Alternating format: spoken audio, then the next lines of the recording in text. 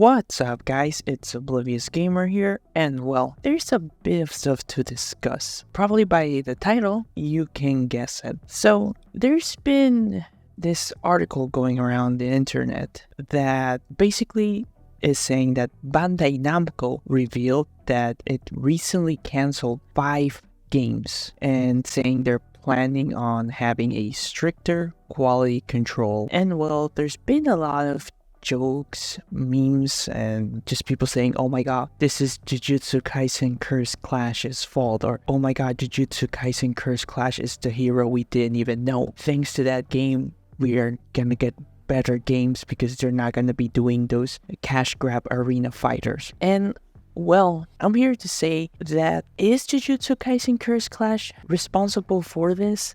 Maybe-ish. I mean, I do think that game contributed or is a reason to at least give an examples like, hey, we need better quality control for games, but I don't think necessarily it's like that game is the whole reason or is the responsible factor, as people are memeing or saying all over the internet. It's a bit fun to say that because I'm not gonna lie, I played Jujutsu Kaisen Curse Clash. I thought it was horrible. I thought it's a very bad product for its price and what it delivers. Though if you like it, hey, more power to you, it's your thing. I'm not gonna knock you off for liking it. Each individual has their own subjective likes. For me, if somebody asks me, hey, should I get Curse Clash, I would say no. But maybe for you it's like, it's okay, I like it. The internet has been having a field day with that game. Like, there's no secret that people are just trashing on it left and right. So I'm gonna be talking a bit about what the article said and also mentioning some of my thoughts why maybe Jujutsu Kaisen is one of the kind of like a reason for them. But like I said, it's not the factor that Bandai said, shit, we need to cancel these 5 games because we're gonna fuck up like we did with this game. So if you read the article, it is revealed that they have a 96% drop in year-on-year profits in its game division, and they saw a 8% drop in net sales. It is revealed that while Dragon Ball and One Piece game remained stable in Japan and overseas, and Armored Core 6 was very popular, one of the main reasons for the drop in profit was Elden Ring sold a ton of copies during the last fiscal year. And of course, none of the other games were capable of replicating that, which, I mean, it's understandable. Elden Ring was dominated it. It's obviously FromSoft does amazing games. I love Armored Core 6. I loved Elden Ring. I love the Dark Souls series. But yeah, that game Elden Ring took the internet by storm. Everybody was talking about it. It sold amazing on all the platforms. So I'm not surprised also they really have a hard time replicating that. So that's one of the biggest reasons why they have such a large drop off in their income. It does state though that evaluation losses related to new online game titles and other titles introduced this fiscal year were recorded a loss on disposal due to a review of title organization with a view to the next midterm plan. In the future, we will build an optimal, well-balanced title portfolio, examine our development system carefully, and strengthen development with an emphasis on quality. And here's where they say we also decided to discontinue the development of at least 5 other titles under development and have recorded a loss on disposal. Of course, they know that also Tekken 8, which recently came out, was a massive success.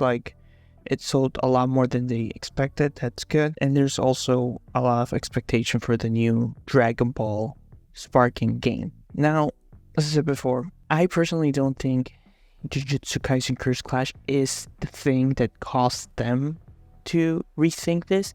I do think it's just multiple things adding up, plus the fact that they haven't been able to replicate Elden Ring or the success that Elden Ring has. Bandai Namco obviously owns a bunch of IPs. They realize they haven't been able to successfully have another franchise or another game that does those millions of copies that investors and probably they are searching for. I do think though these types of arena fighters contribute to them at least being yeah, we probably are doing a good decision by having more quote-unquote quality control and be more strict with their games. Because Naruto X Boruto Ultimate Ninja Storm Connections, that's an arena fighter that was like before Jujutsu Kaisen Curse Clash. On Steam, it did an all-time peak of 1,663 players. And as I said, Jujutsu Kaisen Curse Clash only did a 5,213 all-time peak. Of course, these are just Steam numbers. That's not reflective on consoles. On consoles, it could be a lot bigger, but at least when it comes to PC, it kind of gives us an idea how it's sold. And remember,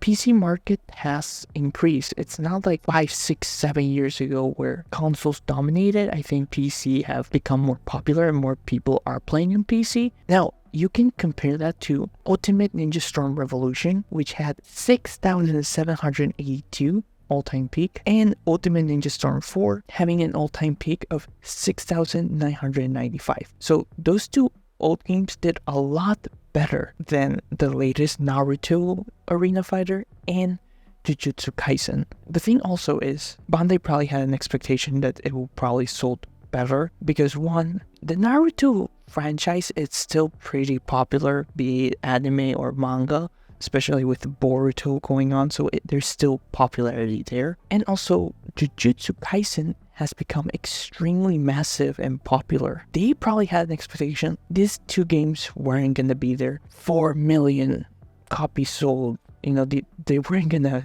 top Elden Ring, that's obvious. But my guess is they were expecting the IP to pull the weight of the game, so they were expecting more sales because these two franchises are very popular still, especially Jujutsu Kaisen. So it probably didn't sell that well, and probably they're looking at like, yeah, we probably did a good decision of having stricter guidelines. I'm not wanting to throw these games under the bus, but it's clear that a lot of people don't like them, be it just a vocal minority on the internet. But sales-wise, I also don't think these two games did as good as they were expected. And of course, people are constantly trashing it. We live in an era where the internet or public opinion is pretty important. If people talk good about your game, especially on like social media platforms, it can help in sales. At the same time, people trashing your game or making your game look bad on social media, you know, Twitter, YouTube, Instagram, TikTok, that can hurt your sales. Depending on who you are, this could be a fantastic thing that maybe they're going to do more quality control for arena fighters. Right now, the next big arena fighter is Sparking, or Dragon Ball Sparking, and we will see how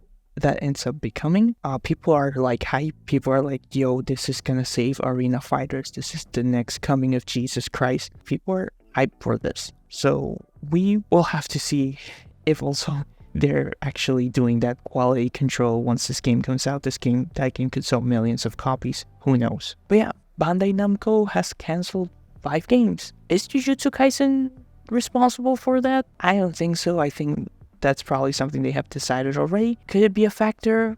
It could be. I mean, at least, like I said, it just reinforces their point of like, well, maybe we should be smart what we put out there and how we invest money in our developers. But yeah, as always though, it's not just about me. What are your thoughts, guys? It was pretty interesting seeing how people were reacting and joking around with this. So yeah, this has been Oblivious Gamer, and hope you'll have a wonderful day or night wherever you are.